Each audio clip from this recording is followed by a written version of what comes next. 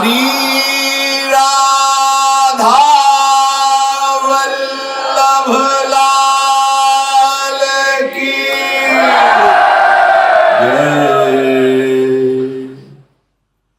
परम सच्चिदानंद प्रेम समुद्र स्वरूप श्री वृंदावन धाम लाडिले युगल सरकार श्री श्यामा श्याम और समस्त निज परिकर खग मृग पशु पंछी यमुना रसरानी रजरानी रसिक महापुरुष जन, हमारा भाग्य उदय हो गया कि हमें ऐसी पावन महामहिम वृंदावन की रज में बैठकर भगवत चर्चा कथन और श्रवण का सौभाग्य मिला। ये देह है जिसे हम बहुत प्यार करते हैं, इतना प्यार करते हैं कि इसे मैं की संज्ञा दे दी, मैं, पर यह है कुछ नहीं, एक क्षण में नष्ट हो जाने वाली बात है। तत्रापि दुर्लभम मन्येत वैकुंठ प्रिय दर्शनम। इस दुर्लभ संयोग का फल है कि हमें प्रभु के प्रेम में मतवाले भक्तों के संग से प्रभु में प्रेम हो जाए। बस मनुष्य जीवन की दुर्लभता, धाम की ऐसी महामहिम कृपा, श्री लाडली लाल का ऐसा अनुपम अहेतुकी दुलार कि अपने जैसे घोर माया आसक्त जीवों को श्रीधाम की महामहिम रज में बैठने का सौभाग्य, श्रीधाम वृंदावन में आने का सौभाग्य और साधु समागम अत्यंत दुर्लभ। धन मिल जाना, कामनाओं की पूर्ति हो जाना, ये कोई खास बात नहीं है। सुत दारा धन लक्ष्मी पापियों के घर होए, संत समागम हरि कथा तुलसी दुर्लभ दूर। ब्राह्म मुहूर्त में परम पावन प्रियालाल के महल में बैठ करके भक्त भगवान की चर्चा सुनने का, कथन करने का ये जो हमें समय मिला है, इसको सार्थक कर लिया जाए। अगर हमारी वृत्ति शरीर में ही मैं या मेरा भाव से लगी रही, मैं से अहम पुष्ट होता है, मेरा से ममता पुष्ट होती है, और दोनों में बंधन है और दोनों में दुर्गति है, इस देह में कोई खास बात नहीं है। इसके प्रति जो बहुत राग किए हुए हैं, देह स्थिमांस रुधिरे भी मतिम त्यजत्वम जाया सुतादिषु सदा ममताम विमुंच पश्यानिशम जगदिदम क्षणभंग निष्ठम वैराग्य राग रसिको भवभक्ति निष्ठा। इसमें हड्डी है, मांस है, रक्त है और चमड़े से सब मढ़ा हुआ है। कोई गोरा चमड़ा, कोई काला चमड़ा, चमड़ा है ऊपर। इसमें यदि आप अहम मम, अहमता ममता इसी में कर बैठे तो जो आप सुख चाहते हैं, आनंद चाहते हैं, विश्राम चाहते हैं, शांति चाहते हैं, अविनाशी होना चाहते हैं, मैं मरूं ना कभी, वो सब नहीं प्राप्त हो पाएगा। ये शरीर मरने वाला है, इस शरीर दुख देने वाला है, इस शरीर में मैं मेरापन करके घोर चिंताएं प्रकट होंगी, बड़ा ही विषाद, बड़ा ही संकट, विपत्ति, ये सब शरीर देने वाला है। इस शरीर से ममता करना बिल्कुल बिल्कुल गलती है। इसको उचित आहार दे दो और शास्त्र सम्मत इससे कर्म कराओ और खूब भगवान का भजन करो। इस लोक में भी परलोक में तुम सदैव सुखी रहोगे, प्रसन्न रहोगे। अन मांगे आगे आवेगो, ज्यों पल लागे पल को। जैसे पलकें तुम नहीं बंद उठा रहे हो, वो अपने आप बंद होती है, अपने आप उठती हैं। जैसे दिल अपने आप धड़कता है, ऐसे ही ये सुख साम्राज्य शांति अपने आप आपके पास आ जाएगी। अन मांगे, मांगना नहीं पड़ेगा, आपको केवल भक्ति निष्ठा हृदय में धारण करनी पड़ेगी। भक्ति निष्ठा तभी प्राप्त होती है जब हम राग रहित होते हैं, वैराग्यवान होते हैं। वैराग्य शब्द सुनते ही मन ऐसा कुछ भावना करता है कि संसारिक कपड़े उतार के ये भागवतिक भेष धारण कर लेना, मानो वैराग्य का यही स्वरूप है। ऐसा नहीं है। जहां भी हम जाएंगे शरीर को लेके जाएंगे ना, और शरीर में तुम्हारी प्रियता है तो तुम रागी हो, बैरागी नहीं हो। चाहे बिल्कुल एक भी कपड़ा ना पहनो, दिगंबर हो जाओ, नंग धड़ंग घूमो, शरीर में अगर राग है अहमता ममता का, तो आप वैरागी नहीं हो। और भगवत विधान के अनुसार आपको बहुत अच्छे अच्छे कपड़े मिले हैं, सुख सामग्री है प्रारब्ध के अनुसार, पर आप उसे भगवत प्रसाद समझकर शास्त्र संयम से वर्ताव करते हैं और प्रभु का नाम जप करते हैं, कहीं कोई प्रभु के सिवा प्रियता नहीं रह गई है, तो आप सच्चे वैरागी हैं। वैराग्य का तात्पर्य शरीर राग त्याग से है। हम वैराग्य का तात्पर्य ले लेते हैं बाहरी त्याग से। कहीं भी जाओगे, गुफा में रहो चाहे वृक्ष के नीचे रहो, आश्रय तो लेना पड़ेगा। कहीं भी जाओ, उदर पोषण के लिए अन्न तो लेना पड़ेगा। कहीं भी जाओ, शरीर की सुरक्षा व्यवस्था तो करनी पड़ेगी। अगर ये बात है तो वैराग्य किससे किया है?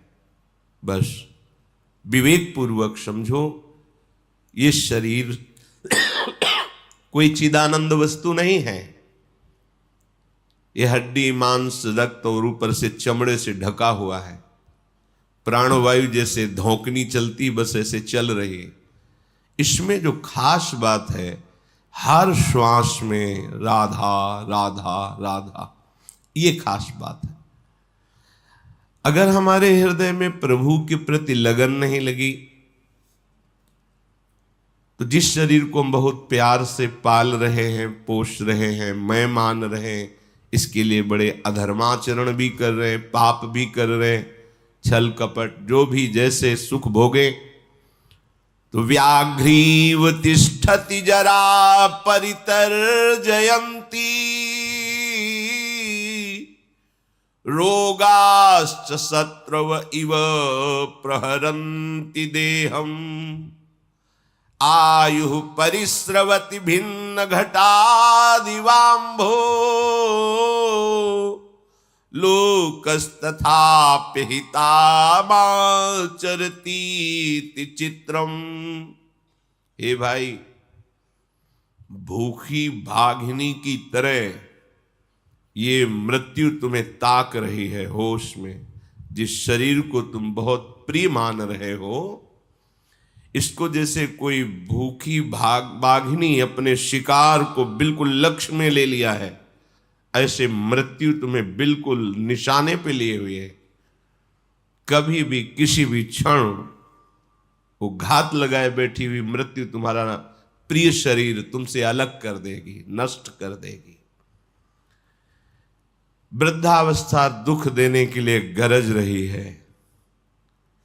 जब वृद्धावस्था आती है, शरीर रोग से युक्त होता है, न चलने की सामर्थ्य, न देखने की सामर्थ्य, न दांत हैं तो खाने की सामर्थ्य नहीं, कान में सुनने की सामर्थ्य नहीं, और कोई भी प्यार नहीं करता। उस समय की दुर्दशा को सोचो।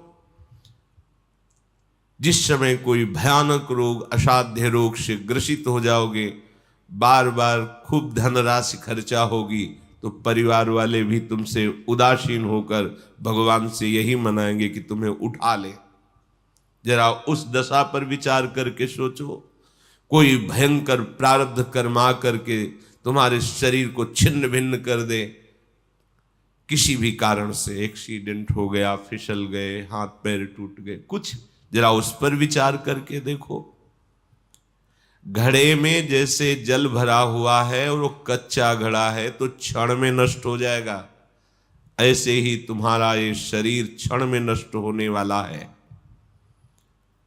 तुम बुरे आचरण, अधर्माचरण, पापाचरण, हिंसाचरण करके अपने पास पाप का बोझा जमा कर रहे हो, इसे तुम्हें अवश्य भोगना पड़ेगा। जन्म जन्मांतर में तुम्हें इसका भयानक दंड मिलेगा। तुम अविनाशी हो, शरीर नष्ट हो जाएगा, पर तुम नहीं, तुम्हें फिर दूसरा शरीर मिलेगा, फिर दंड भोगना पड़ेगा। इसलिए मुक्त होने का अवसर आ गया है। जो हमसे गलतियां हुई हैं, पापाचरण हुए हैं, इनसे तुम इस जन्म में छुटकारा पा सकते हो। आगे तुम्हारा जन्म न हो, श्री भगवान की दिव्य परम धाम में तुम्हारा सेवा भाव से प्रिया प्रीतम के समीप पहुंचने का सौभाग्य उदय हो, ये इस जन्म में हो सकता है।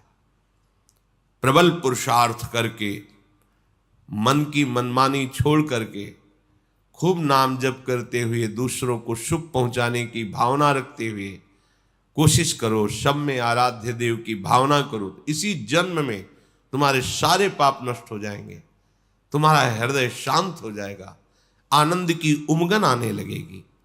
अगर तुम भजन नहीं करोगे, खूब धन कमा लो, खूब वैभव एकत्रित कर लो, खूब मित्र बना लो, पर ईर्ष्याम छिंदि भज क्षमाम जहि मदम पापे रतिम मां कृताः सत्यम ब्रूहन याहि साधु पदवीं सेवस्व विद्वज्जनान् मान्यान् मानय विदुषोऽप्यनुनय प्रच्छादय स्वान् गुणान् कीर्तिम पालय दुखिते कुरु दया में तत्सताम लक्षणम। तुम्हारे पास सब कुछ है, लेकिन तुम जलन से बच नहीं सकते। तुम्हें ईर्ष्या जला के राख कर देगी। तुम्हारे सामने तुम्हारे जो वैभव, संपत्ति, मित्रता, पद, प्रतिष्ठा है, उससे आगे वाले को दिखाया जाएगा, वो देखो तुमसे बड़ा वैभव वाला, संपत्ति, तुम जलोगे। ऐसा ना सोचो कि अगर इतनी संपत्ति हो जाए, इतना वैभव हो जाए, इस पद पे पहुंच जाऊं, इतने लोग मेरे हो जाएं तो मैं सुखी हो जाऊंगा। नहीं, तुमसे बड़े को सामने रखा जाएगा और तुम्हारे हृदय में ऐसी ईर्ष्या प्रकट होगी कि तुम्हारा नाश कर देगी। ईर्ष्या दूसरों का नाश नहीं करती, अपना नाश करती है। जिसके हृदय में ईर्ष्या होती है वो जलता रहता है, उससे ऐसे आचरण होते हैं कि वो अपना ही अपने कर्म के द्वारा नाश कर लेता है। इसलिए इस ईर्ष्या को मिटाने के लिए साधु संग के द्वारा प्राप्त विवेक से खूब भजन करो।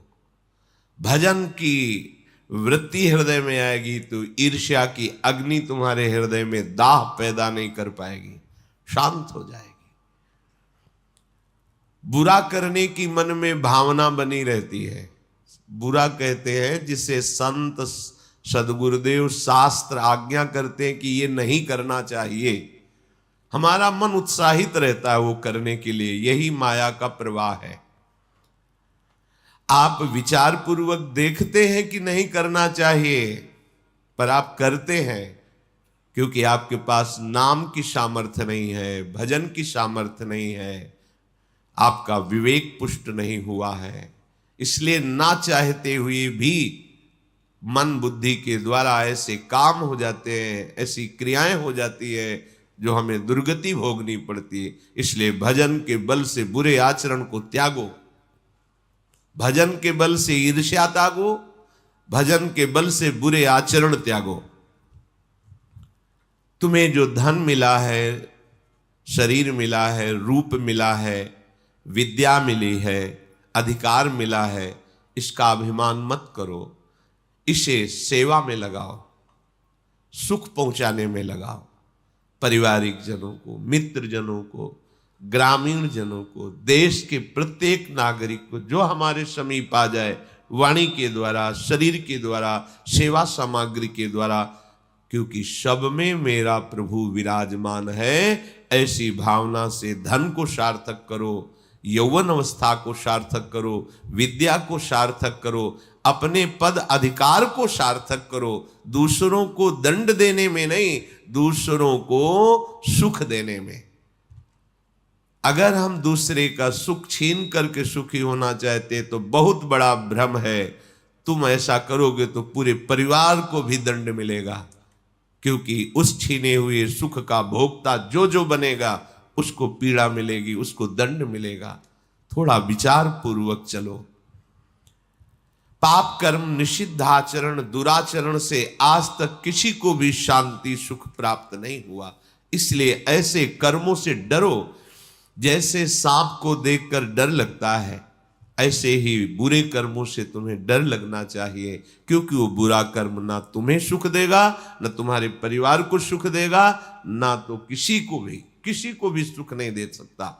पर हमारा मन, हमारी बुद्धि ऐसा कहती है कि यदि हम ये बुरा कर लें, किसी का धन अपहरण कर लें, किसी के साथ जबरदस्ती कर, ऐसे आदि आदि, तो हम सुखी हो जाएंगे। सत्संग इसी बात का होता है कि तुम अपनी बुद्धि को पवित्र करो, गलत मार्ग से बचाओ और सत्य मार्ग में सत्संग, सत का संग करो, सत आचरण करो, सत्य चेष्टा करो, सद्भाव रखो। अगर आपने अपने को नहीं संभाला तो पीछे फिर पछताने से कुछ नहीं होगा। जब मृत्यु आक्रमण कर देगी या असाध्य भयंकर शरीर में रोग पीड़ा पहुंचाएगा, तब केवल सोच रह जाएगी, कुछ करने लायक नहीं रहोगे। अभी करने का अवसर है। इसलिए शास्त्र सम्मत महापुरुष जी, जितने भी संत महात्मा हैं, वो एक ही आदेश करते हैं, परांच खानि वितरणत स्वयंभू तस्मात् परांग पश्यति नान्तरात्मन कश्चित धीरा प्रत्यगात्मानमैक्ष दावृत चक्षुरमृत त्वमच्छिन। हे भाई, जल कहीं भी छोड़ो नीचे की तरफ जाता है। सब संतों का एक मत है, सब शास्त्रों का एक सार।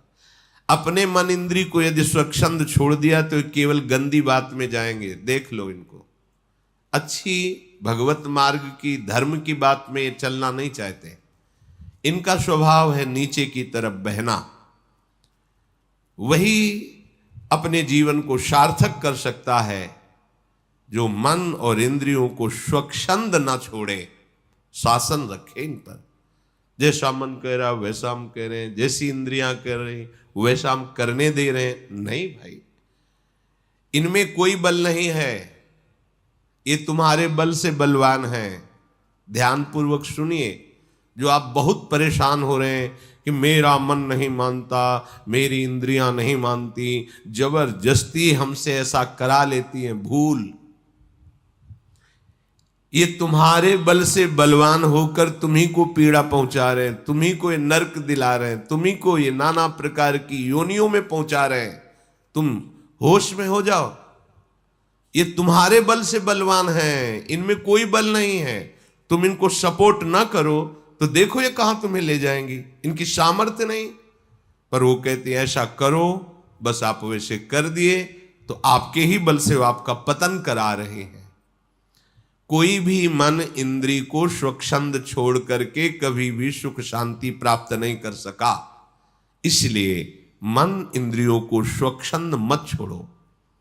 बाहर विषय भोग कर सुख प्राप्त करने की लालसा का त्याग करो और हृदय में सुख सिंधु भगवान तुम्हारे बैठे हुए लौटो। अपने इंद्री मन को हृदय में लगाओ तो वहीं सुख समुद्र लहरा रहा है। यहां घर में खोई हुई वस्तु को यदि बाहर खोजा जाए तो वर्षों खोजने पर भी नहीं मिलेगी, क्योंकि घर में खोई है। तो घर में प्रभु बैठे हुए, बाहर खोज लो नहीं मिलेंगे, लौटना पड़ेगा घर में। अर्थात इंद्रियों को, मन को बाहर से अंतर में घसीट के लाओ और राधा राधा राधा, तो यही पर्दा हटेगा। हृदय बिहारी प्रभु का साक्षात्कार हो जाएगा और आप सदा सदा के लिए दुखों से मुक्त हो जाएंगे। नाना प्रकार के द्वंद्व सदैव जलाते रहते हैं बड़े बड़ों को, जब तक भगवत चिंतन नहीं होता, भगवत आश्रय नहीं होता। जहां हमें धन का अभिमान, बल का अभिमान, विद्या का अभिमान आदि आदि जागृत हुआ, तो ये इतना दूषित अभिमान है कि ये भगवान का विरोध शुरू कर देता है। कुछ नहीं भगवान, कौन भगवान, कहाँ भगवान, कैसे भगवान। ये देखो कितना गंदा अभिमान है। सर्वलोक महेश्वर जिनके आधार पर हम जीवित हैं, ये वायु, ये जल, ये पृथ्वी, ये अग्नि, यही हमारे प्राणों का पोषण कर रहे हैं, इसी से शरीर बना हुआ है और हम स्वयं उनके अंश हैं और उन्हीं की अवहेलना करने लगते हैं। अभिमान, इस अभिमान का नाश हुए बिना हमारे को आनंद नहीं मिलेगा। आनंद का अनुभव कराने के लिए, इस अभिमान को गलित करने के लिए सत्संग हो रहा है। विवेक के द्वारा समझिए तुम किस बात का अभिमान करते हो, तुम्हारे पास है क्या जिसको तुमने प्रकट किया हो। नहीं, सब मेरे प्रभु का प्रकट हुआ। हर वस्तु, अग्नि को प्रभु ने प्रकट किया, वायु को प्रभु ने प्रकट किया, आकाश को प्रभु ने, जल को, पृथ्वी को, उसी पंचभूतों से शरीर। और ये जो मैं कह रहा है, अंतःकरण धर्म में अहंकार, इसको भी जो बल मिल रहा है वो प्रभु से। और जो अंश है जीव, वो भगवान का ही अंश है, भगवत स्वरूप है। तो तुम्हारी सत्ता क्या है? यदि तुम प्रभु की अवहेलना करते हो तो कितना बड़ा अज्ञान करते हो, कितना बड़ा अपराध करते हो। पर अज्ञान, अपराध ये कहीं भास ही नहीं रहा है, बस मूढ़ता लिए हम दौड़ते चले जा रहे हैं। इसलिए सावधान होकर एक एक श्वास प्रियालाल के नाम में, प्रियालाल के चिंतन में लगाइए। चलते हैं भगवान के महाप्रेमी भागवत पांडवजनों के पावन चरित्र का श्रवण करते हैं। प्रसंग चल रहा है राजसूय यज्ञ में सबसे अग्र पूजा का अधिकारी कौन? ये बड़े बड़े ब्रह्म ऋषि महापुरुषों के बीच में युधिष्ठिर जी ने प्रश्न किया। सब महाभागवतों के बीच में अखंड बाल ब्रह्मचारी सत्य प्रतिज्ञ 12 महाभागवतों में से एक भीष्म जी खड़े हुए और उन्होंने कहा कि ये यदुकुलभूषण पुरुषंग भगवान श्री कृष्ण ही यज्ञ पूजा के अधिकारी हैं। समस्त ऋषियों ने, ब्रह्म ऋषियों ने, महात्माओं ने, स्नातक ब्राह्मणों ने, राजाओं ने, सबने स्वीकार किया कि जो भीष्म जी कह रहे हैं ये परम पावन बात है, क्योंकि यही सबके आधार हैं। उत्पत्ति, पालन, लय इन्हीं से होता है। इसलिए अग्र पूजा भगवान श्री कृष्ण की ही हो, एक सम्मत हो गए। सहदेव जी ने भीष्म जी की आज्ञा से महाराज युधिष्ठिर के द्वारा दी गई पूजन सामग्री से भगवान श्री कृष्ण की अग्र पूजा की। इतने में शिशुपाल खड़ा हो गया। ये भगवान का निजी पार्षद है। निजी शब्द उसी के आगे लगता है जिसका अपना अस्तित्व खत्म हो जाता है। निजी से अगर कह दिया जाए कि थप्पड़ मारो यहां, तो 1 सेकंड विचार नहीं करेगा, तत्काल थप्पड़ मार देगा। तुमने गलती की, तुम्हें दंड मिलेगा, स्वीकार है। मतलब कहीं अपना अस्तित्व ही नहीं है, तो ये निजी पार्षद है। 3 जन्म तक भगवान के साथ द्वेष लीला करने का इनको आदेश मिला है। रावण, कुंभकर्ण, हिरण्यकश्यप, हिरणाक्ष, शिशुपाल और दंतवक्र है ये जय विजय भगवान के निज पार्षद। निज पार्षद एक बहुत बड़ी पदवी होती, उसमें बिल्कुल अस्तित्व नहीं होता। आज्ञा, बस आज्ञा, जैसा कराना चाहो, जैसे यंत्र है उसे जैसा चलाना चाहो, यंत्रवत। कोई अपना मैं नहीं, कोई अपनी इच्छा। हम प्रभु आपके दास हैं, आपको कैसे गाली दे सकते हैं, आपको कैसे पीट सकते हैं? ये निज जन का लक्षण नहीं। हम रही नहीं गया है, आप ही आप हैं। जैसे हमारा मन हुआ है, मान लिया, अब क्या इसमें फर्क पड़ा? ऐसे ही जो निज है वो इस तरह का होता है। उचित अनुचित, लाभ हानि, ये सब उसके चिंतन। बस अब जो ही कहें करें हम सोई, आपकी आज्ञा ही, बस कोई विचार नहीं। अगर प्रभु ने आदेश किया कि तुम्हें हमारे साथ द्वेष लीला करनी है, तो तीनों जन्म में कहीं भी रावण कुंभकर्ण, हिरण्यकश्यप हिरणाक्ष, शिशुपाल दंत, कहीं एक शब्द भी ऐसा नहीं मिलेगा जो भगवान के सामने सम्माननीय या प्रिय बोला हो। सदैव द्वेष की बात की, कड़वे ही बात की। अंतिम समय तक रावण यही बोल रहा, कहां राम रन हतोपचारी, कहां राम है, ललकार करके उनको परास्त करूंगा। और हिरण्यकश्यप, कहां तेरा भगवान हरि है, खंभ में मारा घोषा खंभ। द्वेष की लीला का आदेश है तो रंच भर भी बाहरी कहीं भी एक शब्द में भी प्रियता नहीं दिखाई। सामने और अंतर में तो जान ही रहे हैं कि मेरे प्रीतम है, अंतर में कोई फर्क नहीं। अब ये द्वेष लीला कर रहा तो खड़ा हुआ और भीष्म जी से कहा, तुम्हारी बुद्धि बिगड़ गई है। अरे जहां श्री कृष्ण, द्वैपायन, व्यास, द्रोणाचार्य, कृपाचार्य, बड़े बड़े ब्रह्म ऋषि महात्मा जन पधारे हैं, उनकी पूजा अग्र ना करवा करके इस कृष्ण की अग्र पूजा करवा रहे हो। ये कोई चक्रवर्ती सम्राट है? क्योंकि महाराज ययाति ने बड़े पुत्र यदु से जब आयु मांगी तो उन्होंने कहा, मेरी यौवन अवस्था का प्रयोग मेरी माता के साथ करोगे, इसलिए धर्म विरुद्ध है, मैं नहीं दूंगा। तो उन्होंने कह दिया था, फिर तुम राज्य के अधिकारी नहीं। शिशुपाल ने कहा, जब राज्य के अधिकारी नहीं तो अग्र पूजा का अधिकार। ये कोई आचार्य है?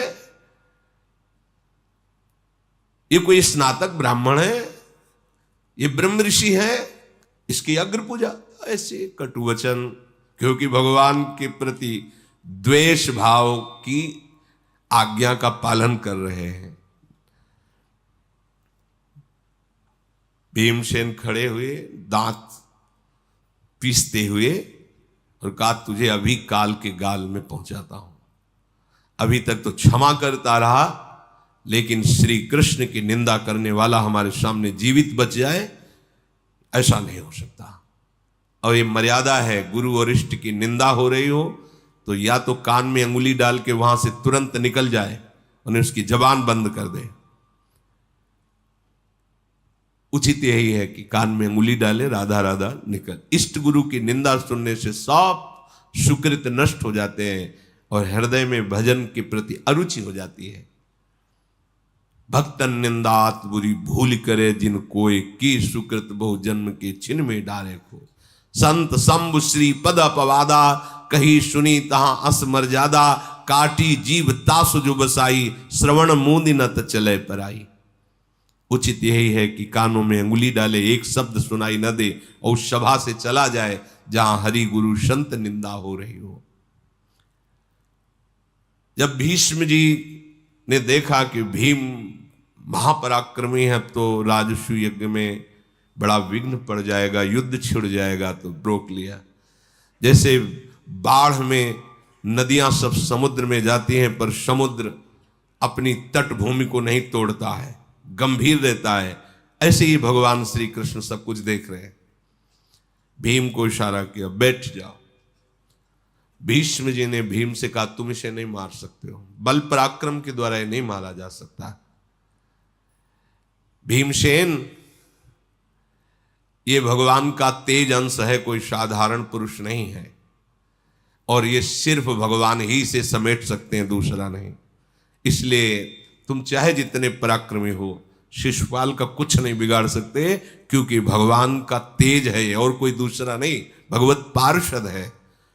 अब हमें दिखाई दे रहा है कि भगवान अपने तेज को समेटना चाहते हैं, तभी ये इसकी बुद्धि में दुर्बुद्धि आ गई है और ये भगवान को कटुवचन बोल रहा है। शिशुपाल ने कहा, भीष्म तुम्हें स्तुति करने का स्वभाव हो गया है, तो तुम कृष्ण की स्तुति क्यों करते हो? स्तुति करना है तो इस राजसूय यज्ञ में एक से एक महापुरुष पधारे, स्तुति करो। बस हम तो फिर दोबारा कहते हैं कि सब सभासद सुन लें, भीष्म की बुद्धि खराब हो गई है, ये ठिकाने में नहीं है। तुम तो भीष्म अब एकांतवास करो, सभा लायक नहीं रह गए हो। शिशुपाल का वचन सुन करके भीष्म जी को बार बार ये लगता है अब क्या करें, इसको कैसे समझाएं। शिशुपाल ने कहा हम राजा लोग तुम्हें जीवित छोड़ रहे हैं भीष्म, इसीलिए तुम नहीं तो सुनो, हमारे पक्ष के जितने राजा हैं सब खड़े हो जाओ, इसका गला घोट के मार देते हैं भीष्म का, ये बहुत स्तुति करता है। भीष्म जी ने कहा हम तुम्हारे राजाओं के द्वारा जीवन दान दे करके जीने वालों में से नहीं है। तुम्हें यदि ऐसा लगता है तो जो भी श्री कृष्ण की निंदा करता है, चाहे पक्ष का हो या विपक्ष का हो, भरी सब करोड़ों ऋषि महात्मा वीर राजा सब बैठे हुए, राजसू यज्ञ है, मैं सब के ऊपर माथे पे पैर रखता हूं। भीष्म जी ने, जो श्री कृष्ण की निंदा करता है, श्री कृष्ण को लघु भाव से देखता है, चाहे पक्ष का हो विपक्ष का हो, माथे पे पैर रखने का मतलब है ऐलान करता हूं चाहे एक साथ सब लड़। भीष्म जी दिव्यास्त्रों के ज्ञाता, भगवान परशुराम जी के शिष्य, भगवती गंगा जी के पुत्र हैं, समस्त विद्याओं में पारंगत है। तुम लोग अगर साहस और शक्ति का तुम दर्शन कराना चाहते हो तो देखो मेरे साहस और शक्ति को, सबके माथे पर पाव है, अब जिसको जो कुछ करना है कर लो। और यदि ऐसा समझते हो कि मेरे से नहीं तो महाबाहु श्री कृष्ण से पूरा त्रिलोक एक तरफ हो जाए तो भी कुछ नहीं बिगाड़ सकता।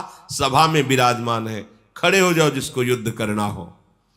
भीष्म की बात सुनते ही शिशुपाल खड़ा हो गया और कहा तुम तो बूढ़े हो, तुमसे नहीं लड़ेंगे, इस कृष्ण से लड़ेंगे।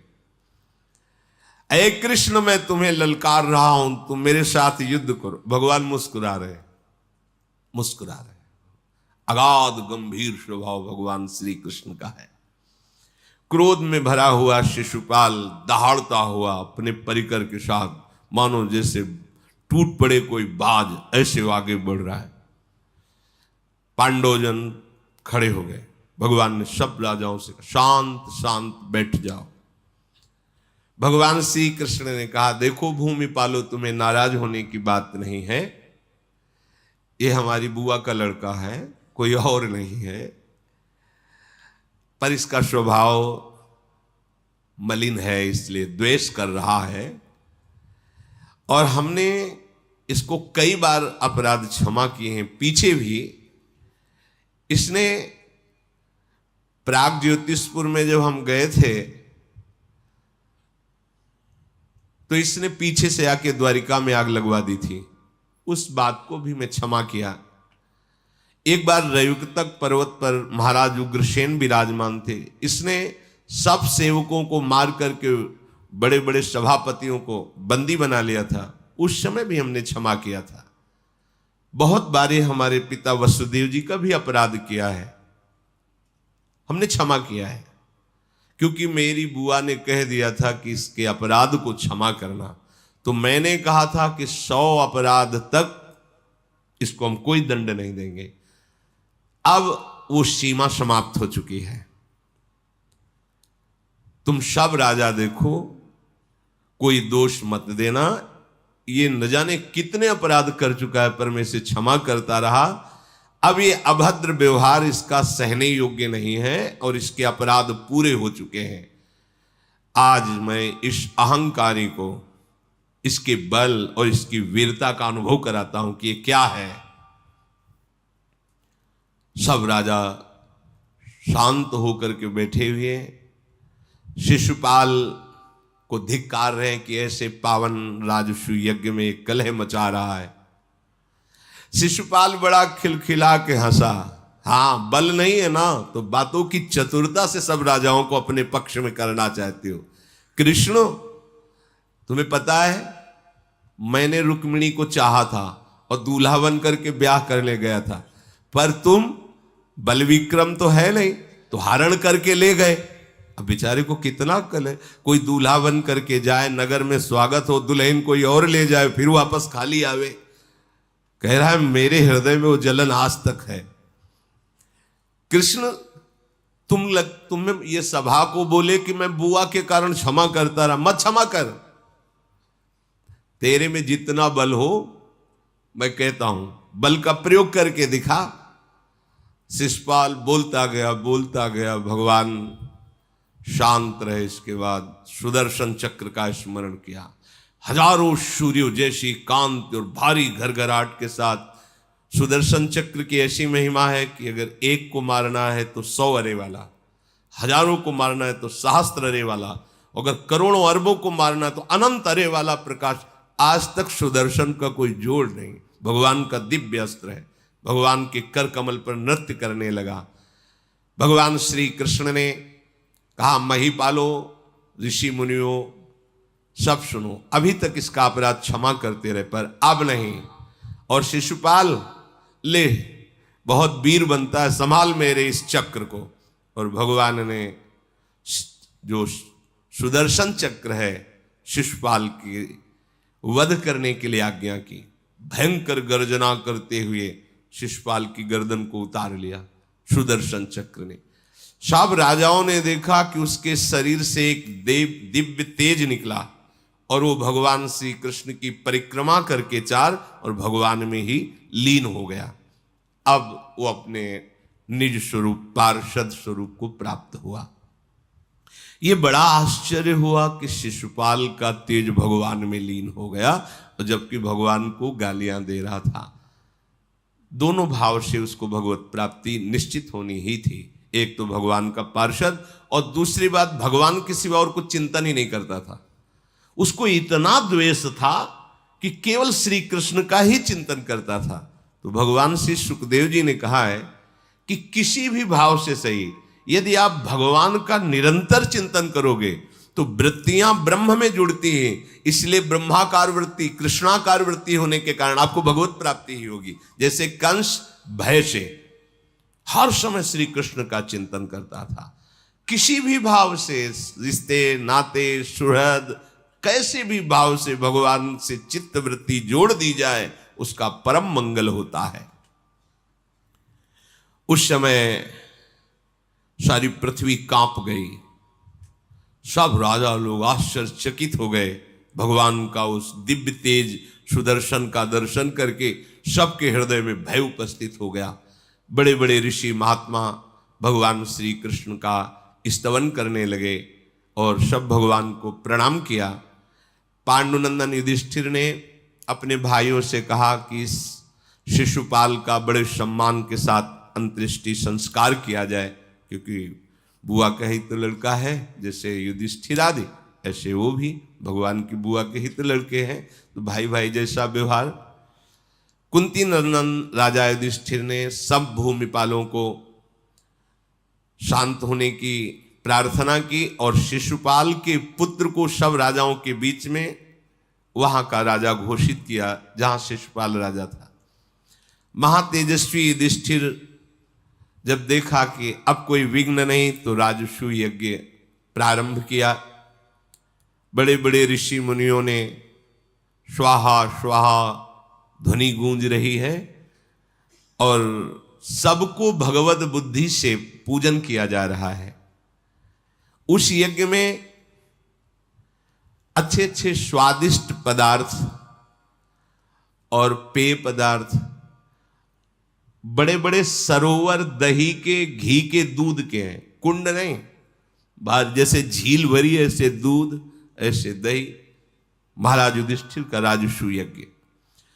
और भोजन करने वाले ब्राह्मणों की जब 1 लाख संख्या पूरी हो जाती है तब एक शंख बजता है। ऐसा सैकड़ों बार रोज शंख बजता है। महाराज युधिष्ठिर के राजसूय यज्ञ में 1 लाख ब्राह्मण संत भोजन किए तो एक बार शंख, और ऐसा शंख कई बार दिन में बजता है। बस वहां यही सुनाई दे रहा है, ये पदार्थ परोसो, ये दान करो, ये दान करो, जय हो जय हो, ऐसी गूंजे हो रही। पर्वतों के समान वहां मिठाइयों के ढेर लगे, लड्डू, जलेबी, ऐसे खूब ढेर। कितने ही कुंड बड़े बड़े सुंदर रसों के भरे हुए हैं। शास्त्रों के ब्राह्मण जो ज्ञाता है, ऋषिजन, लाखों लाखों लोगों को बैठाल कर प्रभु की कथाएं सुना रहे हैं। देवता, असुर, यक्ष, नाग, दिव्य मानव, विद्याधर, ये सब विराजमान है महाराज पांडुनंदन युधिष्ठिर की राजसूय यज्ञ में, वहां हर समय कोई भी आवे जो मांगे वही मिलेगा। वस्त्र, घर, स्वर्ण पदक, सोने के बर्तन, आभूषण, रत्न, गौएं, जो चाहे। युधिष्ठिर की राजसूय यज्ञ में खुला था, तुम्हें क्या चाहिए, अमुक चाहिए, दे दो, ऐसा।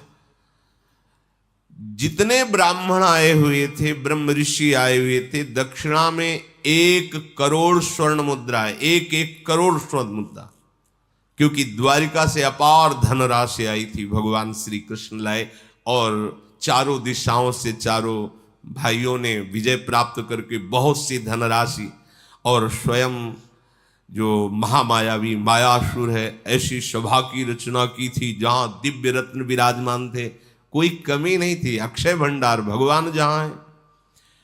व्यास जी, धौम्याचार्य, नारद जी, सुमंत जी, जैमिनी जी, पैल जी, वैशंपायन जी, याज्ञवल्क्य जी, कठ जी, महातेजस्वी कलाप जी, दिव्य ऋषियों के द्वारा राजसूय यज्ञ संपादन हो रहा है। पूरा यज्ञ हुआ सांगोपांग। तो भगवान श्री कृष्ण के चरणों में जाकर युधिष्ठिर जी ने कहा, प्रभु आपके प्रताप से दुर्लभ बात हुई, सब कोई राजसूय यज्ञ नहीं कर सकता। श्री कृष्ण चंद्रजू, आपके प्रताप से मेरा मनोरथ पूर्ण हुआ, राजसूय यज्ञ हुई। यज्ञ समाप्ति पर भगवान श्री कृष्ण, देव देवेश्वर बलराम जी और भीष्म आदि का पांडवों ने पूजन किया। फिर विधि पूर्वक जो यज्ञ पूर्ण होने पर अवभृत स्नान होता है, भगवान की उपस्थिति में महाराज युधिष्ठिर और द्रौपदी सहित अवभृत स्नान किया। बड़ा पावन यज्ञ की पूर्णता का ये विधान है। सब प्रकार के अभीष्ट पदार्थ सुलभ, यज्ञ हो गई, यज्ञ का अवभृत स्नान हो गया। अब बड़े बड़े राजा लोग महाराज युधिष्ठिर से हाथ जोड़कर बोले कि आज्ञा हो तो हम सब अपने अपने राज्यों को जाएं, क्योंकि बहुत दिनों से आपके राजसूय यज्ञ में अब वहां प्रजा की व्यवस्था करना भी है। महाराज युधिष्ठिर ने कहा, प्रेम के कारण यद्यपि जाना शब्द तो अच्छा नहीं लगता है, पर आप लोगों का भला हो, आप लोग अपनी प्रजा का पालन करें, जब कभी कोई सहयोग की आवश्यकता हो तो आज्ञा करें, आप प्रसन्नता पूर्वक पधारें। ऐसे सब, किसी को भीम जी छोड़ने जा रहे हैं, किसी को नकुल जी, किसी को सहदेव जी, किसी को अर्जुन जी, ऐसे बड़े राजाओं के समुदायों को विदा किया गया। इसी तरह बड़े बड़े ब्रह्म ऋषियों को भी महाराज युधिष्ठिर ने संतुष्ट करके उनको विदा किया। धर्मराज युधिष्ठिर प्रभु की तरफ देखा, वो मानो वो भी ऐसा भाव से करे कि अब हमें द्वारिका चलना चाहिए। तो उनका, हे गोविंद, आपकी कृपा से कोई कार्य दुर्लभ नहीं, पर आप जिस भाव में हैं कि आप जाना चाहते हैं, तो मुझे ऐसा लगता है मेरे प्राण निकल रहे हैं। आप हमारे प्राण हैं, हे गोविंद, आपके बिना मैं कैसे रह सकता हूं, परंतु आपकी रुचि ही हमारा जीवन है। आप द्वारिकापुरी जाना भी चाह रहे हैं तो अवश्य जाइए, पर ये याद रखिएगा कि आप हमारे जीवन हो, आपके बिना हमारा कोई अस्तित्व नहीं है। ये भक्त का हृदय होता है। आप हमारा जीवन हो, आपके बिना हमारा कोई अस्तित्व नहीं। फिर भगवान श्री कृष्ण कुंती जी से, द्रौपदी जी से, सुभद्रा जी से मिले और उनसे आज्ञा लेकर के द्वारिकापुरी की तरफ प्रस्थान किया। जब प्रभु द्वारिकापुरी को प्रस्थान कर गए तो ये दुर्योधन, शकुनी आदि जितने थे, ये सब वहीं अभी विराजमान थे। ये तो घर के सदस्य हैं। दूसरे दिन प्रातःकालीन ही शकुनी और दुर्योधन आदि ने विचार किया कि मायासुर ने जो सभा बनाई है, इसका पूरा निरीक्षण करना चाहिए, देखें क्या हम भी ऐसी सभा बनवा पाएंगे। इस उद्देश्य से बैठे, तो कई बार उसमें थे, पर पूरा निरीक्षण नहीं किया था। उस सभा भवन में शकुन से धीरे धीरे कहा कि एक एक चीज निरीक्षण करते रहिए, अगर हो सकेगा तो ऐसी सभा हम भी बनवाएंगे। बहुत जल रहा था ये सब वैभव देख करके। अब वो आज तक कभी ऐसी सभा नहीं देखी थी जैसी मायासुर ने सभा बनाई थी। सभा भवन में पांडवजन विराजमान थे और भी राजाजन विराजमान थे। जो भी मित्र राजा बहुत नजदीकी थे वो नहीं गए हुए थे। अब वहां ऐसी मायामयी रचना थी कि स्थल है पर बिल्कुल नील रंग का जल भरा हुआ ऐसा दिखाई दे रहा है। तो उसने अपने कपड़े समेट लिए। जो ही कपड़े समेटे आगे गए तो जल है नहीं, तो फिर कपड़े नीचे कर लिए। तो सब सभासद और पांडव खूब हंसे। वो कोई साधारण आदमी तो है नहीं, वो भी बड़ा पराक्रमी यशस्वी है। वहां से लौट आया कि यहां कुछ गड़बड़ है।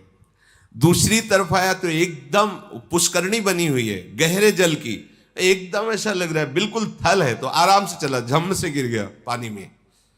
जहां बिल्कुल जल भरा हुआ है, लग रहा है बिल्कुल स्थल है, भूमि है, तो आराम से जा रहा था, वो गिर गया, जल में गिरा।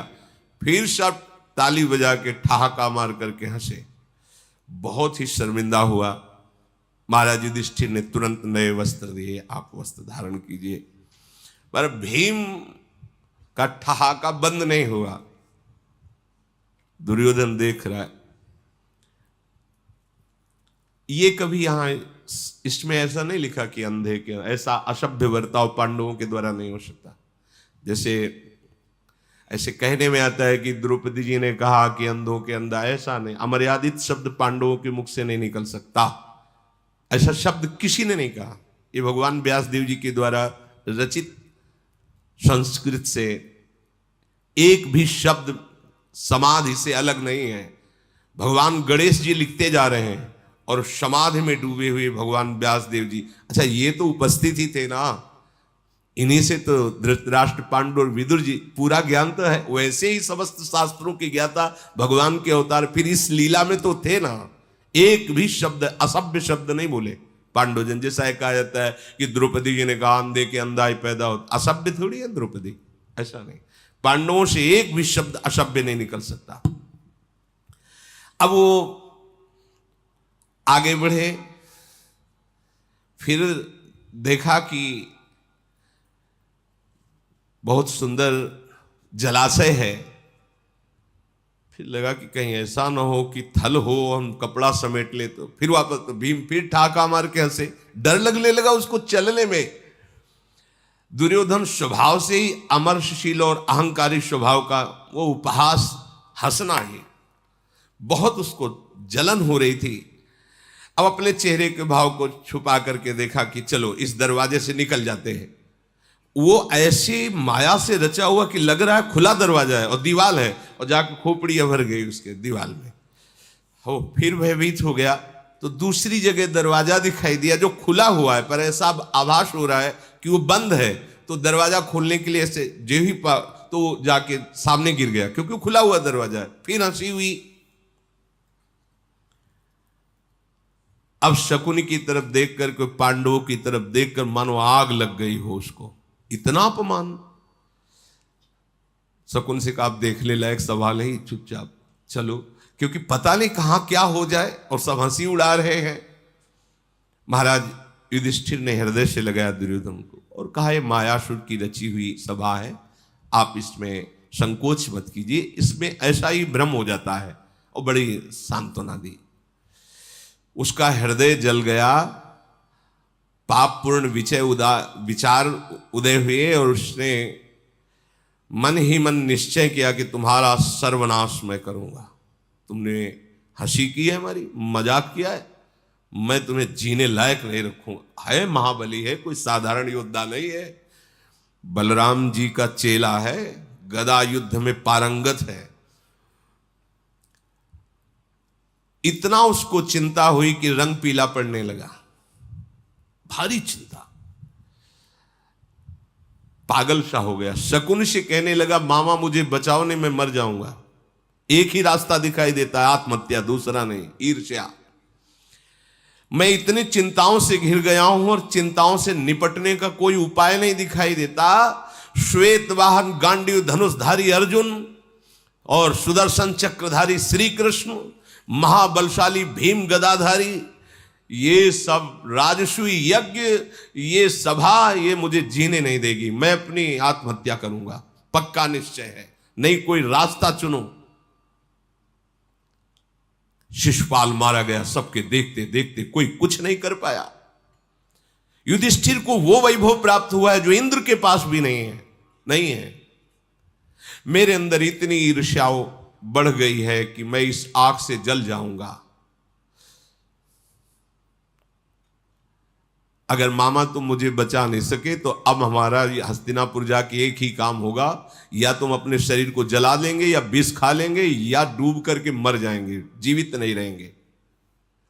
अरे कौन मेरे जैसा शक्तिशाली पुरुष होगा कि इतना बल और इतना विक्रम होते हुए अपने दुश्मनों की इतनी बढ़ती देख सके? किसने दुश्मन माना है? स्वयं ही मान रहा है।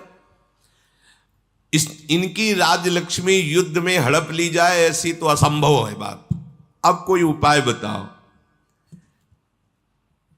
मेरा उपहास हुआ है सभा में, अब मैं जीवित नहीं रहूंगा, या तो तुम मुझे सादर आज्ञा कीजिए तो मैं आत्महत्या कर लूं।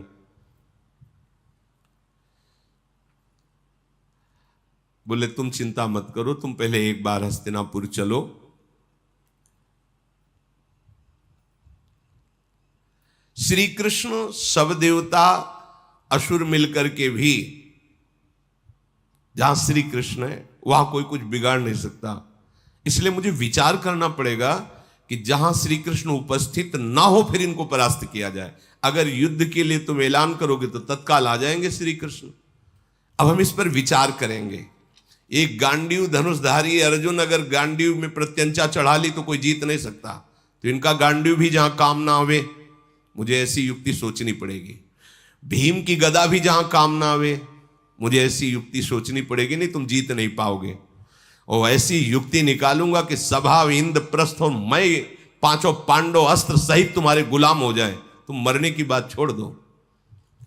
दुर्योधन ने कहा क्या विचार तुमने किया है?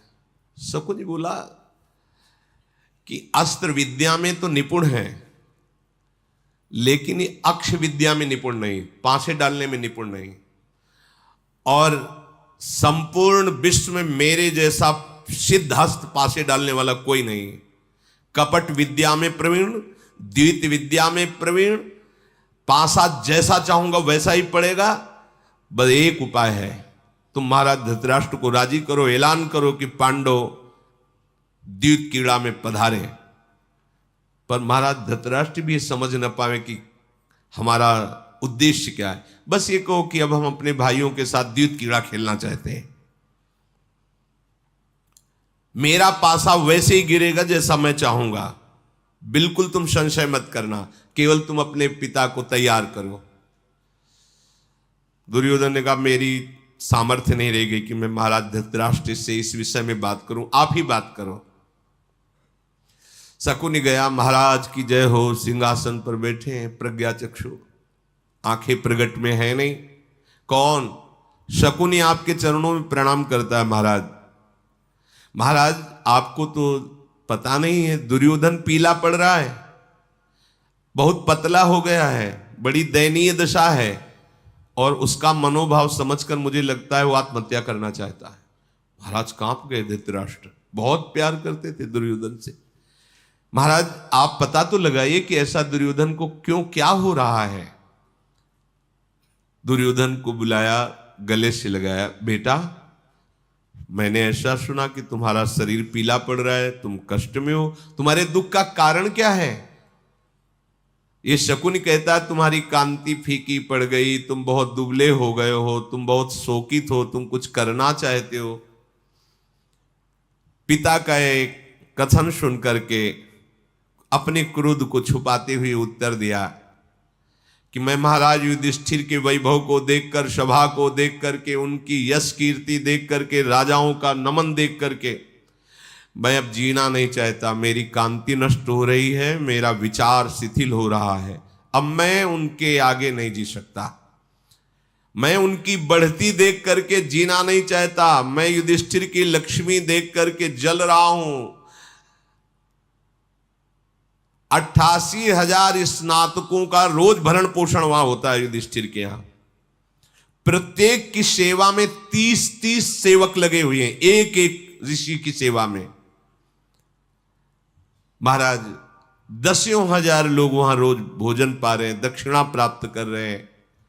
ये अनंत धनराशि, अनंत वैभव देख करके मैं कैसे जीवित रहूं? शकुनी ने कहा, वही बात कहो जो हमने तुमसे कहा, ये सब बात कहने की जरूरत नहीं। बोले महाराज, मैंने एक उपाय सोचा है जिससे हम शांत और सुखी हो सकते हैं। मामा जी द्यूत क्रीड़ा में बहुत विशेषज्ञ हैं और आपकी आज्ञा हो जाएगी तो युधिष्ठिर कभी टालेंगे नहीं। उनको बुलाओ, द्यूत क्रीड़ा के लिए उनको बुलाओ और द्यूत क्रीड़ा के उद्देश्य का जो हमारे हृदय में जलन हो रही है वो सफल हो जाएगी। उद्देश्य है कि वो पधारें और हमसे खेलें। छल विद्या का युधिष्ठिर को बोध ही नहीं है, वो कभी पासे खेले ही नहीं है। तो जब हम लोग खेलेंगे तो जीत जाएंगे, जीत जाएंगे तो हमारी जलन शांत हो जाएगी, मैं सुखी हो जाऊंगा। मैं राज्य लक्ष्मी का अपहरण पासे के द्वारा करना चाहता हूं। धृतराष्ट्र बोले, तुम्हारा दिमाग खराब है? अरे विदुर जी मेरे महामंत्री हैं और बिना मंत्री के आदेश के कोई कार्य नहीं होता राजा का, और वो कभी ऐसा आदेश कर सकते हैं कि पांडवों के साथ जुआ खेलो। दुर्योधन जी ने कहा, हाँ तो ठीक है, विदुर जी के साथ रहिए, मैं आत्महत्या कर लेता हूं, मैं अपने प्राण त्याग देता हूं। आपको विदुर ही प्यारे हैं, ठीक है, आप अपने कर्तव्य का पालन करो, मैं प्राण त्याग, मरिष्येहम असंशयम, मैं मरूंगा निश्चित। अरे नहीं नहीं बेटा, यही मोह, अगर कह देते मर जाओ तो मरता थोड़ी, वो नहीं मरता, पर वो होता है। आप विदुर जी के साथ रहिए, अब तो मेरा प्रयोजन ही क्या है आपसे, और आपका प्रयोजन मेरे से क्या है? जब ऐसा कहा तो महाराज धृतराष्ट्र बहुत गंभीर हो गए। काछा तो ठीक है, सुनो, एक बात गुप्त रखो, दिव्य सभा का तैयार करो जिसमें बैठकर जुआ अलग से खेला जाए। सेवकों को आदेश किया, हजारों स्वर्ण जटित रत्नों से खंभे तैयार किए गए, सभा भवन का निर्माण हुआ। जब सभा भवन का बहुत शीघ्र निर्माण हो गया तब सूचना हुई, महाराज सभा भवन तैयार है। धृतराष्ट्र ने विदुर जी के पास दूत भेजा, क्योंकि बिना विदुर को सूचना के कोई कार्य नहीं हो सकता। महामंत्री का पद ही ऐसा होता है, छोटे भाई भी हैं,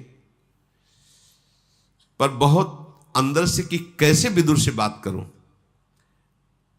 विदुर जी के पास सूचना पहुंची, महाराज आपको याद किए हैं। नजदीक आए विदुर जी, प्रणाम किया, क्या आज्ञा है महाराज? हमारी इच्छा है कि तुम पांडवों को बुलाओ और सब घर के बच्चे बैठ करके द्यूत क्रीड़ा खेलें। चरणों में मस्तक रख के कहा, घर के बच्चे? तुम्हें पता है कितना द्वेष है इसके अंदर, दुर्योधन के अंदर, शकुनी कितना मलिन हृदय वाला है।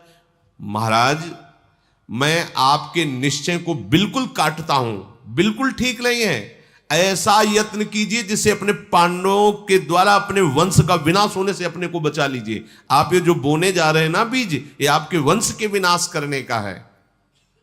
धृतराष्ट्र ने कहा, अब हमें तुम्हारे उपदेश की जरूरत नहीं, जो मैं आदेश कर रहा हूं उसका पालन करो। ये भी राजा का अधिकार है।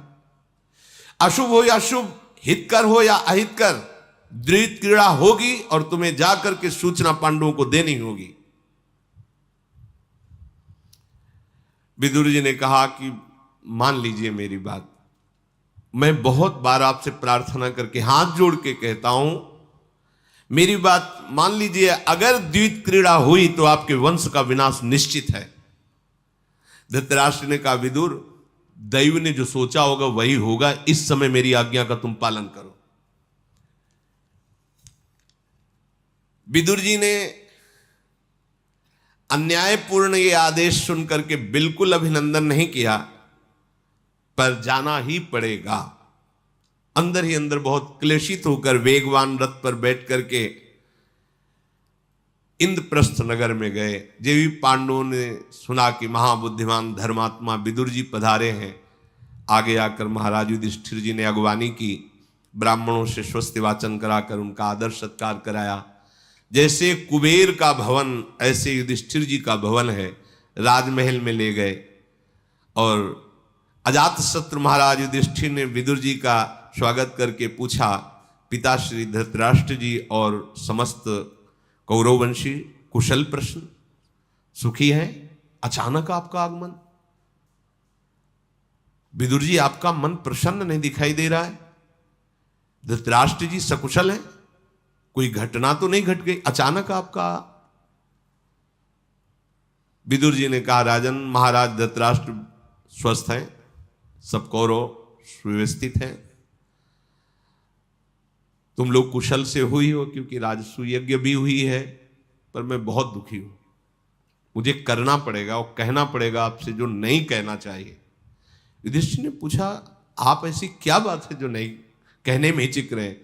बोले, राजा धृतराष्ट्र ने आज्ञा करी है आपके लिए, सभा भवन में आइए और दीत क्रीड़ा कीजिए, जुआ खेलिए।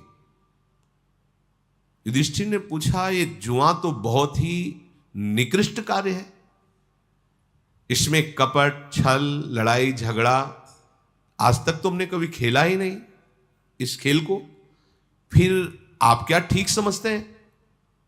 फिर ऐसी पिताश्री ने क्यों आज्ञा करी? हम तो आपके पुत्र हैं, आप जैसी आज्ञा करेंगे। विदुर जी ने कहा, मैंने निषेध किया पर वो नहीं मान रहे, उनकी आज्ञा है। धृतराष्ट्र ने भेजा है आपको बुलाने के लिए, जिसमें तुम्हें कल्याण जान पड़े वो करो, मैंने आज्ञा बता दी, बकाया मेरी बिल्कुल रुचि नहीं कि आप वहां जाएं। युधिष्ठिर ने कहा, विदुर जी, वहां कौन है जो मेरे साथ जुआ खेलेगा? क्योंकि इतना ऐश्वर्यवान भी तो होना चाहिए जो मैं धन लगाऊं उसके बराबर धन लगा सके।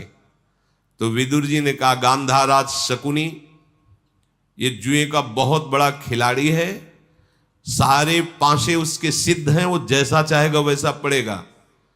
और राजा विवंशित, चित्रसेन, सत्यव्रत, पुरुमित्र, जय और दुर्योधन आदि ये सब अपनी संपत्ति लगाकर तुमसे द्यूत क्रीड़ा करेंगे। युधिष्ठिर बोले, हमें तो बड़ा भयंकर कपट दिखाई दे रहा है, ये धूर्त दुष्ट जुआरी शकुनी ये कभी मंगल नहीं होने देगा। क्या विधाता ने क्या रचा है मुझे समझ में नहीं आ रहा, ऐसा क्यों बुलाया जा रहा है? क्यों राजा धृतराष्ट्र ऐसी आज्ञा दिए? पुत्र को पिता सदैव प्रिय है, इसीलिए मैं धृतराष्ट्र को बहुत सम्मान करता हूं और उनकी आज्ञा का कभी उल्लंघन नहीं कर सकता। यदि उन्होंने कहा है तो मेरी बिल्कुल इच्छा नहीं, मैं जानता भी नहीं खेलना, पर मैं चलूंगा। विजयशील राजा धृतराष्ट्र यदि सभा में ना बुलाते, कोई और कहता तो मैं कभी कदम न बढ़ाता, पर उन्होंने आदेश किया है, अब मेरा धर्म बनता है मैं जाऊं, पर ये शकुनी बहुत दुष्ट है। विदुर जी से ऐसा कहकर धर्मराज युधिष्ठिर ने तुरंत आज्ञा करी, सब बंधु बांधव, सेवक, द्रौपदी हस्तिनापुर के लिए तैयार हो। एक विशाल 60 वर्ष के गजराज पर सुंदर सोने का हौदा, ऊपर श्वेत छत्र, महाराज युधिष्ठिर उस पर विराजमान हुए और एक विशाल हाथी की पीठ पर गदाधारी बलवान भीमसेन राजा के आगे, नकुल सहदेव दाएं और बाएं और पीछे गांडीव धनुष लिए हुए अर्जुन, चारों तरफ से राजा की सुरक्षा होती। विशाल सेना और श्रेष्ठ पालकियों पर बैठ करके रानियां, राजमाता और सेविकाएं आदि उनको घेरे हुए चल रही है। जिधर देखो जय घोष सुनाई दे रहा है। जे ही हस्तिनापुर के समीप पहुंचे तो वो जय घोष सुनकर धृतराष्ट्र और धृतराष्ट्र के पुत्रों के हृदय में आग लग गई। ऐसा वैभव उनका। महाराज युधिष्ठिर, भीष्म, द्रोण, कर्ण, कृपाचार्य इन सबसे जाके अश्वत्थामा आदि से मिले, प्रणाम वंदना की। पुत्र वधुओं के साथ बैठी हुई पतिव्रता गांधारी देवी को युधिष्ठिर जी ने प्रणाम किया। प्रज्ञाचक्षु राजा धृतराष्ट्र के चरणों में मस्तक रखा जाके। धृतराष्ट्र ने गले से लगाया, बहुत अच्छा किया बेटा आ गए। अंदर ही अंदर तो बहुत खुशी हो रहा है। तुम बड़े प्रिय दर्शनी हो। महाराज युधिष्ठिर ऐसे गले लगाया, माथा सूंघा। महाराज क्या आज्ञा है आपकी? आज रात्रि तो तुम विश्राम करो और कल सब तुम परिवार मिलकर के द्यूत क्रीड़ा करो। महाराज बहुत हृदय में क्लेशित हो रहे युधिष्ठिर की, इनकी समझ में नहीं आ रहा। महाराज बिल्कुल खेलना नहीं चाहते, धर्मराज है, कभी ऐसा कभी पासे ही नहीं डाले। शकुनी बोला, जब सभा में प्रातःकालीन दिनचर्या करके महाराज युधिष्ठिर पधारे, आओ आओ चक्रवर्ती सम्राट महाराज युधिष्ठिर, पासे आपका इंतजार कर रहे हैं। देखो हम सब आपके दर्शन की अभिलाषा से बैठे हैं, आओ आओ स्वागत है। युधिष्ठिर ने कहा कि धूर्तता, ये जुआ एक धूर्तता है, छल है, पाप है जो नाश का कारण है।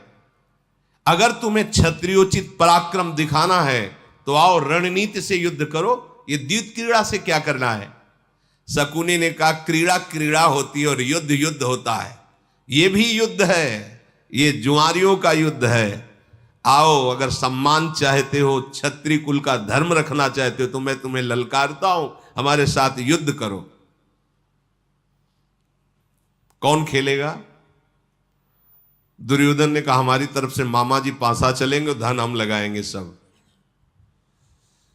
कुंती नंदन डरो मत, शकुनी ने कहा, पासा है किसी की भी तरफ पड़ सकता है, उसमें एक पक्ष जीतेगा और एक पक्ष हारेगा। अब पता नहीं कौन हारेगा कौन जीतेगा, तो डरते क्यों हो, दांव लगाइए। हमने ऋषियों से सुना है कि द्यूत क्रीड़ा निषेध है, फिर भी तुम यदि हमें ललकारते हो तो क्षत्रिय धर्म के अनुसार तुम्हारी शठता और दुष्टता और कपटता को जानते हुए भी मैं तुम्हारे साथ द्यूत क्रीड़ा करूंगा। यद्यपि मुझे आता ही नहीं है द्यूत क्रीड़ा खेलना, पर तुम ललकार रहे हो तो मैं तुम्हारे साथ बैठूंगा। पीछे नहीं हटने वाला, मैं क्षत्रिय कुल में पैदा हूं, यदि ललकार हो तो पीछे हटना नहीं। अब तो महाराज जुआ खेलने के लिए पांचों पांडव से बैठ गए। जुए का खेल आरंभ हुआ। महाराज धृतराष्ट्र बड़ी प्रसन्न मुद्रा में आकर सभा में बैठे। बुलवाए गए भीष्म जी, द्रोणाचार्य जी, कृपाचार्य जी, विदुर जी, ये सब मुंह हिल गए, असंतुष्ट होकर के राजा की आज्ञा के अनुसार बैठे। सिंह के समान विशाल वक्षाय स्थल, तेजस्वी ये भीम आदि, जैसे समुद्र में आवर्त, ऐसे मणियों का जो तेजस्वी हार उतारा। और युधिष्ठिर ने कहा, ये हार मैं पहला रखता हूं।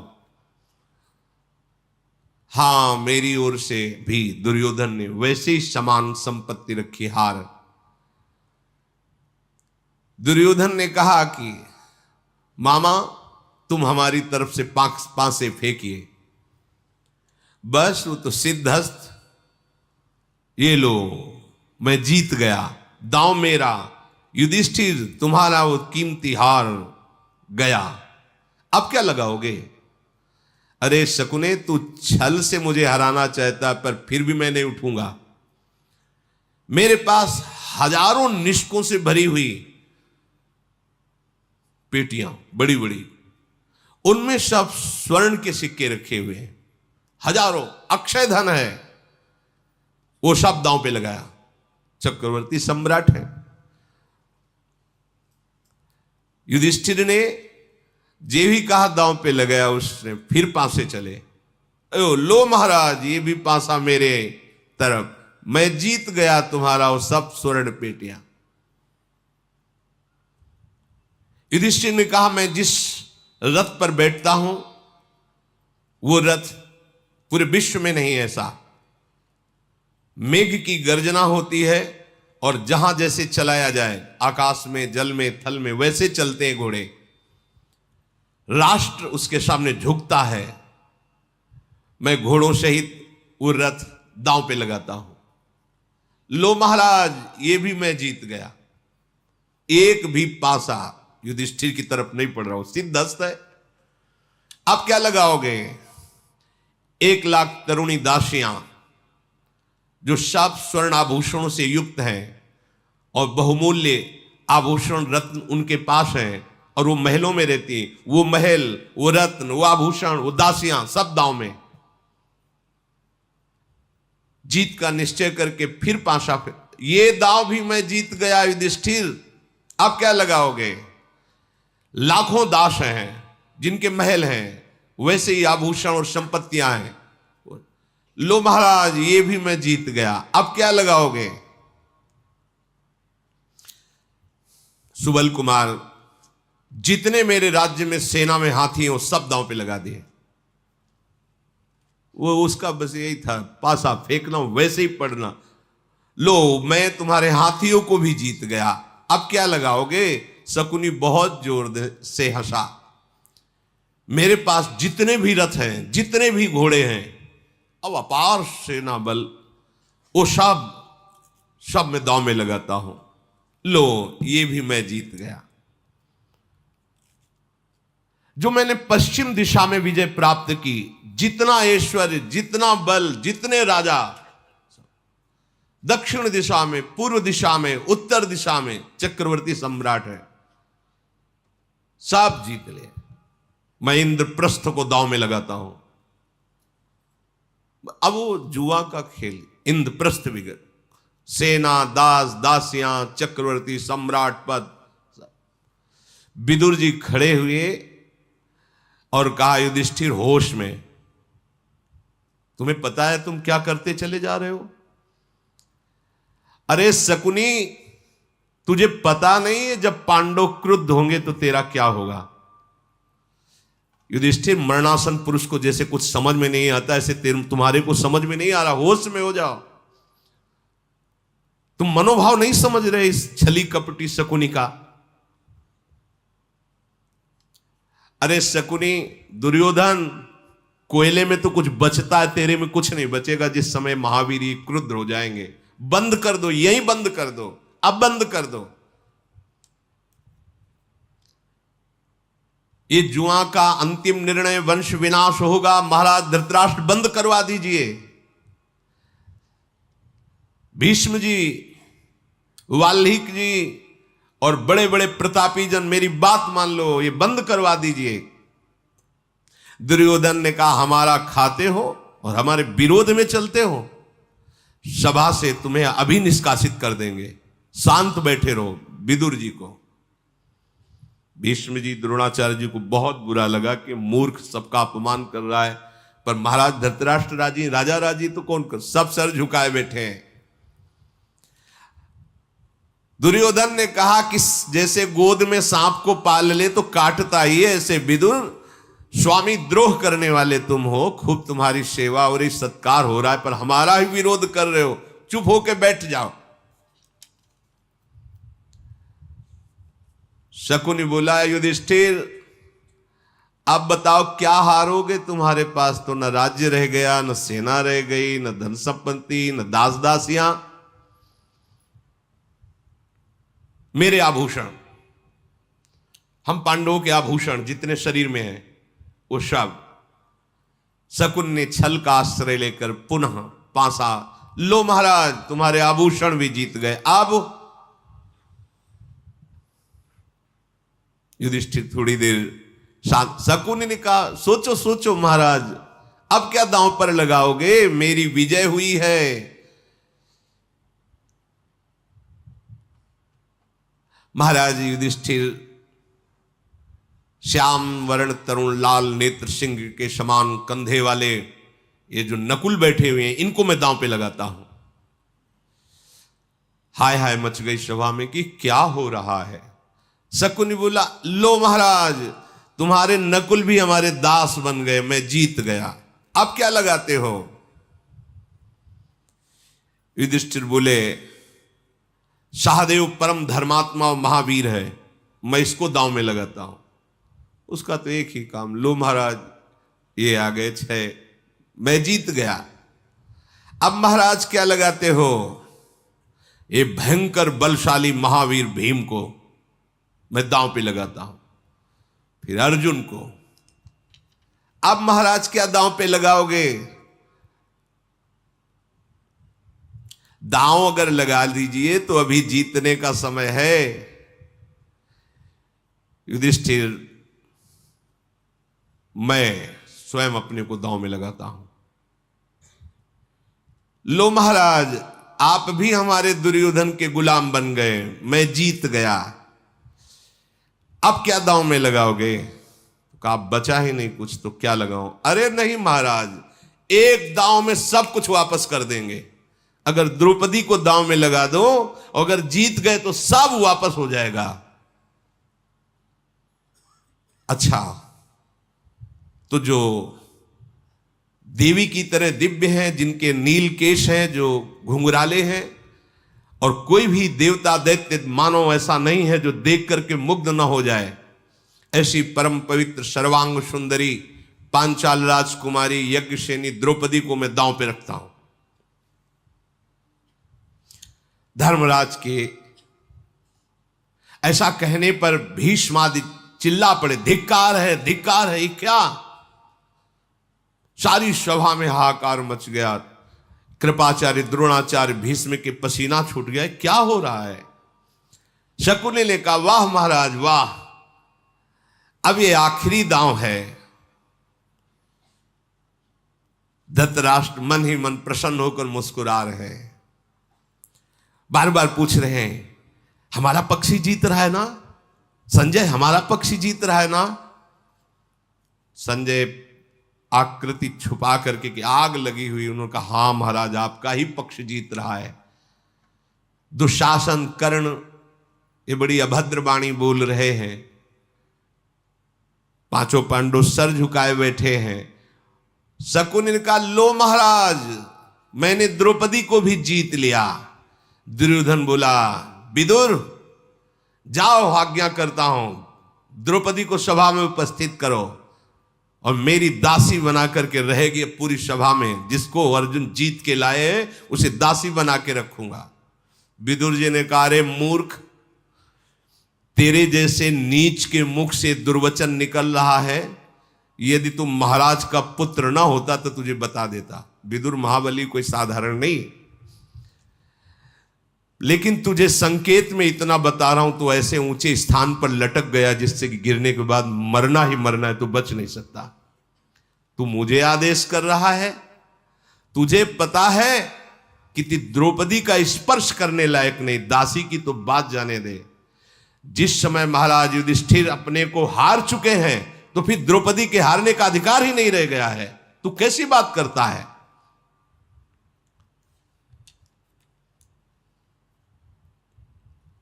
कोई भी ऐसा गृहस्थ, वनवासी, तपस्वी, विद्वान नहीं है जो महाराज युधिष्ठिर का सम्मान न करता हो। विदुर जी ने कहा, तेरे जैसा कुत्ते स्वभाव का ही ऐसा बोल सकता है, भूख सकता है कि द्रौपदी को सभा में लाके मेरी दासी बनाया जाए। दुर्योधन बड़ा उन्मत्त हो रहा था। कहा, विदुर धिक्कार तुझे, बैठा रहे, तू बूढ़ा हो गया है। और उसका निजी सेवक प्रातिकामी उसे कहा, जाओ प्रातिकामिन, द्रौपदी को यहां लेके आओ, डरना मत, पांडव दास हैं, ये आंख भी नहीं उठा सकते। विदुर तो डरपोक है, इसीलिए मेरी बात काट रहा है, और वृद्ध हो गया, उसे क्षमा किया, तू जा।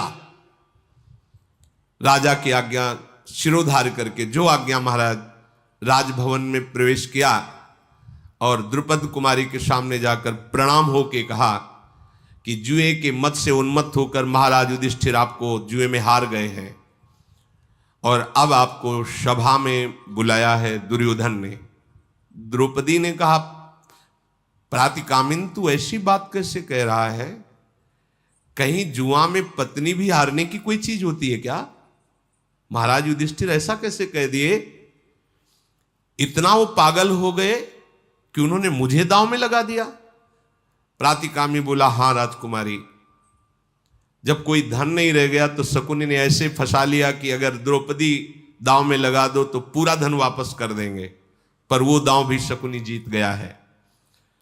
द्रौपदी ने कहा कि तुम जाकर के सभा में एक बात पूछो कि महाराज युधिष्ठिर पहले हारे हैं या मुझको पहले हारे हैं।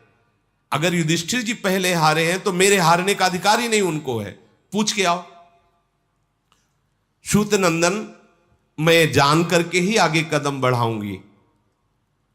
प्रतिकामी ने सभा में जाके बीच में खड़े होकर के बात पूछी कि द्रौपदी आप सब सभासदों से पूछना चाहती है कि महाराज युधिष्ठिर पहले अपने को हारे हैं या मेरे को।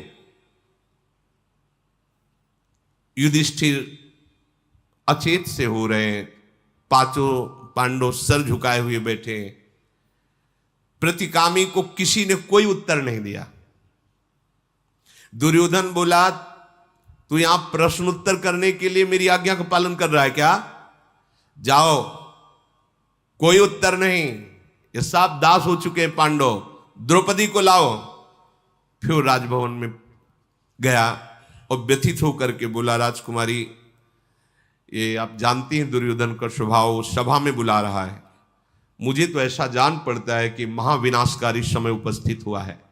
द्रौपदी ने कहा, सूत पुत्र देखो, हम राजरानियां सभा में ऐसे नहीं जाती हैं, धर्म का भारी उल्लंघन हो रहा है और इस समय मैं रजस्वला हूं, एक वस्त्र धारण किए हुए हूं, किसी भी तरह सभा में मुझे नहीं जाना चाहिए।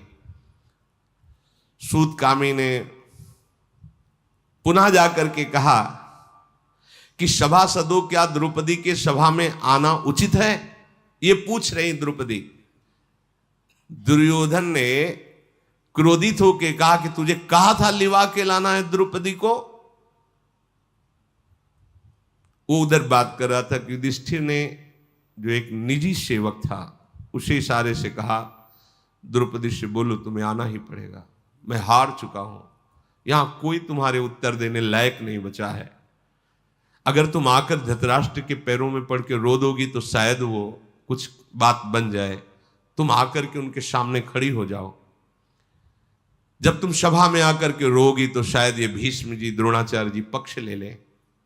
मैं किसी काम का नहीं रह गया हूं, धर्म से मैं हार चुका हूं। महात्मा पांडव सत्य के बंधन से बंधे रहने वाले हैं। जब उन्होंने जाकर के सूचना दी कि महाराज युधिष्ठिर ने ऐसा संकेत किया है, जाओ प्रतिकामी अब द्रौपदी को लेके आओ, तो उसने कहा महाराज मुझे मृत्यु दंड दे दो पर मैं द्रौपदी को यहां सभा में नहीं लाऊंगा, उन्हीं का दूत है। मैं क्या बार बार उत्तर दूं उस तपस्विनी को, आप कोई उत्तर नहीं देते, केवल सभा में ले आओ तो आप मुझे मार डालिए, मैं सूत पुत्र हूं, आपका दास हूं, मार डालिए। दुर्योधन बोला, दुशासन तू खड़ा हो, हटा इस दास को और जा, जैसे बने तैसे उसे बाल घसीटते हुए सभा में ला। राजकुमार दुशासन 10,000 हाथियों का बल रखता है, महल में गया और असभ्य बर्ताव से बोला, पांचाली आओ आओ, हम लोगों ने तुम्हें जुए में जीत लिया है, अरे अब लाज छोड़ो और दासी बनो हम सबकी। विशाल नेत्र वाली द्रौपदी, ये धर्म के अनुसार हमने तुम्हें प्राप्त किया है, वैसे जैसे पांडवों का सेवन करती थी ऐसे अब कौरवों का सेवन करो। द्रौपदी महान दुख से भयभीत हो गई, बार बार पसीना आ रहा है कि अब कोई बचाने वाला नहीं, कोई उत्तर नहीं। सोचा कि ये महाबली पकड़ लेगा तो भागी, जहां गांधारी आदि बड़े बुजुर्ग स्त्रियां बैठी थी। दुशासन बड़े रोष में गरजता हुआ दौड़ा और वहां के पहुंचने के पहले ही उसके नीले केशों को हाथ में लेकर के और घसीटना प्रारंभ किया। ओहो, राजसूय महायज्ञ के अवभृत स्नान में जिन बालों को परम पवित्र मंत्रों के द्वारा स्नान कराया गया था, महापराक्रमी पांडवों का भय न रखते हुए दुशासन ने ऐसा अभद्र व्यवहार किया, बहुत ही नीच कर्म है। बलपूर्वक बाल पकड़कर घसीटते हुए जैसे कोई अनाथ को घसीटता है, दुशासन आगे बढ़ा। द्रौपदी बालों को पकड़े हुए बलात् घसीटते हुए ले जा रहा है, वो झुकी हुई आगे बढ़ी जा रही। द्रौपदी का शरीर पीड़ा से झुक रहा है, ऐसे वो बाल खींच रहा है और कहती, दुशासन तुझे पता है मैं रजस्वला हूं, शरीर पर एक वस्त्र है, क्या उचित है सभा में ले जाना? फिर भी बहुत प्यार से द्रौपदी जी कि तू समझ तो भाई, कोई गैर तो है नहीं ना।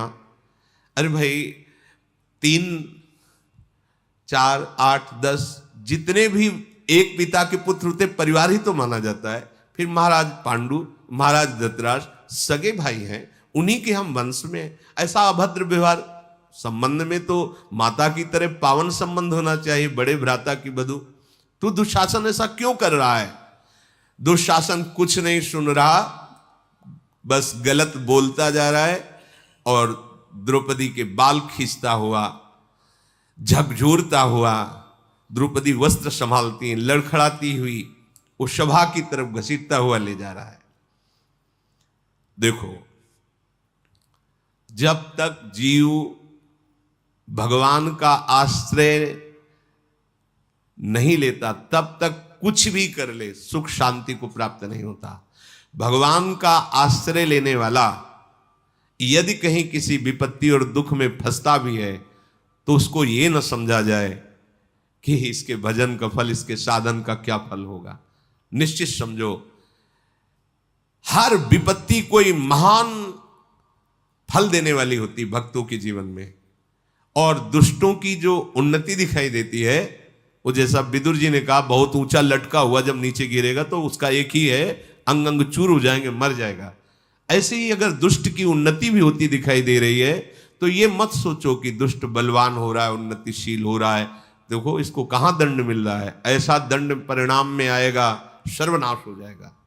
इसलिए श्री भगवान का आश्रय लेकर और निरंतर सत धर्म से चलना सीखो। थोड़ा विपत्ति, थोड़ा संकट, थोड़ी समस्याएं आ सकती हैं पूर्व के अनुसार, पर महामंगल, महामोद और जन्म परंपरा का नाश ये निश्चित होगा जो भगवान की शरण में भगवान का स्मरण करता है। शेष चर्चा आगे। श्री राधा वल्लभ लाल की।